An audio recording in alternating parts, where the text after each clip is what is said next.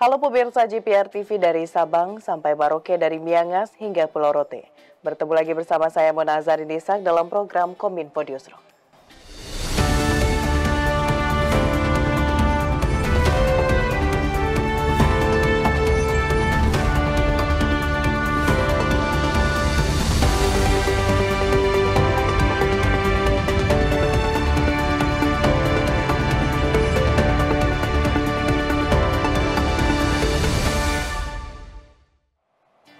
Kita ke informasi pertama pemirsa. Wakil Menteri Kesehatan Dante Saxono Harbuwono dalam Forum Merdeka Barat 9 yang dikelola Kominfo menyebut dalam 10 tahun terakhir, Kemenkes telah mengirim tenaga kesehatan ke daerah 3T di Indonesia.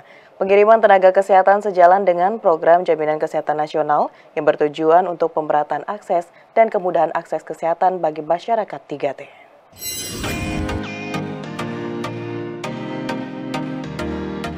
Di Forum Merdeka Barat 9 atau FMB 9 yang dikelola Kominfo, Wakil Menteri Dante Saxono mengatakan dalam 10 tahun terakhir atau selama era Presiden Joko Widodo, sistem kesehatan Indonesia mengalami lompatan besar. Transformasi sistem kesehatan di era Presiden Joko Widodo merupakan bagian dari langkah strategis pemerintah menciptakan SDM berkualitas menuju Indonesia Emas 2045. Dalam 10 tahun terakhir, sebanyak 10.000 tenaga kesehatan telah dikirim ke berbagai penjuru dan daerah terpencil di seluruh Indonesia. Pengiriman tenaga kesehatan menjadi bentuk penguatan sistem kesehatan nasional sekaligus memastikan akses layanan kesehatan yang merata di seluruh negeri. Program Jaminan Kesehatan Nasional saat ini telah menjamah 90% masyarakat Indonesia dan memastikan masyarakat 3T mendapat akses kesehatan yang memadai. Coverage Jaminan Kesehatan Nasional. Coverage Jaminan Kesehatan Nasional sekarang sudah hampir mencapai 90% dari total jumlah penduduk. Itu yang pertama. Kemudian yang kedua, kita sudah menyalurkan lebih dari 10.000 tenaga kesehatan di daerah tertinggal, terpencil, dan kepulauan. Kemudian yang ketiga, kita juga berhasil menurunkan angka stunting yang tadinya 37,2 pada tahun 2013, sekarang menjadi 21,5 di tahun 2023. Ini beberapa hal penting yang menjadi highlight pencapaian pemerintah dalam dekade 10 tahun ini. Pemerintah berkomitmen kuat memperbaiki sistem kesehatan nasional termasuk meningkatkan akses layanan kesehatan di seluruh wilayah Indonesia. Langkah ini diambil untuk memperkuat ketahanan kesehatan nasional dan mempersiapkan generasi bangsa di masa depan yang lebih sehat dan mampu bersaing dengan negara lain. Deputi Bidang Koordinasi Peningkatan Kesejahteraan Sosial Kemenko PMK Nunung Haryartono menyebut selama 10 tahun terakhir, indeks pembangunan manusia di Indonesia meningkat. Peningkatan terlihat dalam perlindungan sosial melalui BPJS Kesehatan.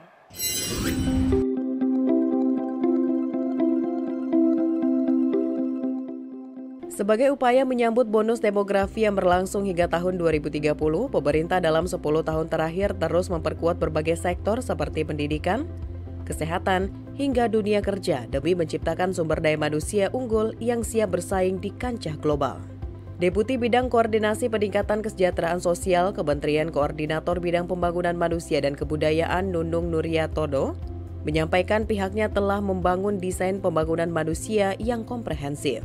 Pendekatan ini melibatkan kebijakan di sektor pendidikan, kesehatan, dan perlindungan sosial yang saling terintegrasi untuk memastikan terciptanya kesejahteraan yang merata. Karena bicara pembangunan sumber daya manusia, maka kita tidak bisa bicara pada satu fase, tapi secara keseluruhan fase harus kita perhatikan dan kita cermati. Bicara prenatal berarti di sana kita melihat bagaimana pemerintah berupaya untuk bisa menurunkan angka stunting. Masuk ke PAUD, usia sekolah dan seterusnya, maka bagaimana sistem pendidikan berjalan. Di samping itu, Nunung juga menyebut dalam 10 tahun terakhir, pemerintah Indonesia di bawah kepemimpinan Presiden Joko Widodo telah berhasil meningkatkan siklus hidup dalam pembangunan manusia. Hal ini dibuktikan dengan capaian pemerintah Indonesia telah berhasil meningkatkan perlindungan sosial masyarakat melalui program BPJS Kesehatan. 98,16% penduduk Indonesia itu sudah terlindungi ya oleh BPJS Kesehatan, dan intervensi pemerintah melalui PBI untuk kelompok rentan, sehingga ini semuanya akan menghasilkan capaian-capaian yang kita bisa lihat karena ujungnya dari pembangunan ini kan kesejahteraan. Pemindahan ibu kota Nusantara ke Kalimantan Timur menjadi babak baru bagi kemajuan Indonesia. IKN dibangun dengan mengusung konsep kota modern, canggih, dan ramah lingkungan. Hal ini membuat pemerintah optimis dengan pembangunan saat ini, ekosistem kota di IKN akan lebih terbentuk. Pemerintahan era Presiden Joko Widodo dalam 10 tahun terakhir masif melakukan pembangunan di berbagai sektor, seperti infrastruktur, digitalisasi, kesehatan, sosial, industri, maupun pangan dan energi. Ibu kota Nusantara menjadi warisan Presiden Joko Widodo yang paling otentik dan menonjol. Perpindahan ibu kota tidak hanya soal perpindahan fisik gedung pemerintah, namun juga mencerminkan perubahan pola pikir, budaya kerja, dan semangat menghadapi tantangan Indonesia di masa depan. Dalam peresmian Swiss Hotel Nusantara di IKN, Presiden Joko Widodo mengatakan pembentukan ekosistem IKN menjadi fokus pemerintah untuk menciptakan keramaian di ibu kota Nusantara yang akan berdampak pada banyaknya penerbangan ke Bandara Nusantara. Pembangunan tol turut menjadi upaya pemerintah menciptakan keramaian di IKN agar ekosistem kota di IKN segera terwujud. Ada penduduknya, ada warganya, ada rumah sakitnya, ada sekolahnya, ada hotelnya, ada mallnya. Tidak mudah, butuh waktu, tapi kepercayaan yang kita bangun kelihatannya diambil betul kesempatan ini, opportunity, peluang yang ada oleh banyak investor dan terutama konsorsium yang dipimpin oleh Bapak Aguan. Pemerintah membangun IKN dalam beberapa tahap. Pembangunan tahap pertama meliputi kawasan inti pusat pemerintahan, pusat ekonomi, layanan kesehatan, pariwisata dan hiburan, layanan pendidikan, inovasi dan riset, pusat industri pertanian dan logistik, pusat sentra pertanian, hingga pusat pengembangan industri teknologi tinggi. Sementara pembangunan tahap kedua akan dilakukan pada 2025 hingga 2029 dan dilanjutkan pada tahap ketiga pada 2030 hingga 2034. Tahap keempat akan berfokus pada pembangunan kota-kota di Kalimantan pada 2035 sampai 2039 dan tahap 5 akan berlangsung pada 2040 hingga 2045. Rumah sakit selesai, sekolah selesai, mallnya ada, infrastruktur jalan juga sudah memadai. Saya kira akan muncul keramaian dan kita ingin segera mendorong sebanyak-banyaknya ASN kita untuk pindah ke Ibu Kota Nusantara. Sebanyak-banyaknya, karena memang keramaian yang dibutuhkan oleh IKN.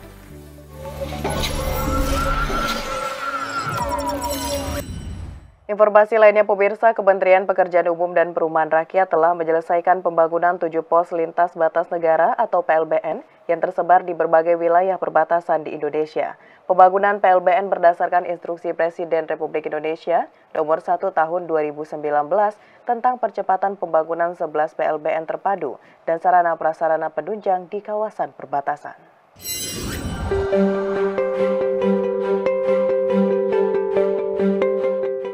Kementerian Pekerjaan Umum dan Perumahan Rakyat melalui Direktorat Jenderal Cipta Karya telah menyelesaikan pembangunan 7 pos lintas batas negara (PLBN) yang tersebar di berbagai wilayah perbatasan di seluruh Indonesia.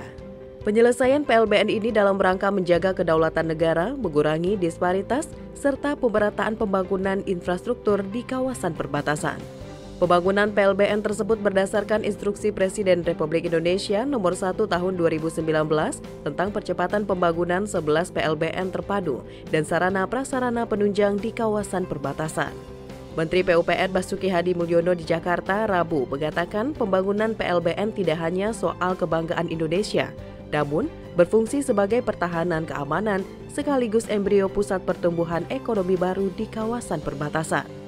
5 dari 7 PLBN yang telah beroperasi dilengkapi dengan layanan imigrasi, bea dan cukai, karantina kesehatan, karantina pertanian, dan karantina ikan. Sementara sisanya dalam tahap penyelesaian dan tahap awal pengoperasian. Pemirsa, usai jeda pariwara, Kominfo Newsroom akan kembali dengan informasi lainnya. Tetaplah bersama kami.